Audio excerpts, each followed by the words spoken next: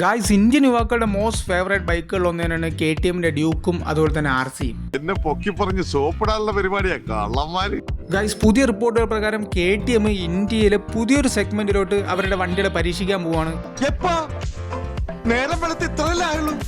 മറ്റ് സെഗ്മെന്റ് ഒന്നുമല്ല, 160 സെഗ്മെന്റ് ആണ്. സത്യം പറഞ്ഞാൽ ഇന്ത്യയിൽ ഗതി പിടിക്കാത്തൊരു സെഗ്മെന്റും കൂടിയാണ് 160. 250 വരെ തന്നെയാണ് 160. ഇന്ത്യയിൽ അധികം ഗതി പിടിക്കാത്തൊരു സെഗ്മെന്റ് ആണ്. അപ്പോൾ അതിലോട്ടാണ് അവരുടെ ട്വിൻ ബ്രദേഴ്സിനെ അവരിപ്പോൾ ട്രൈ ചെയ്യാനായിട്ട് പോകുന്നത്.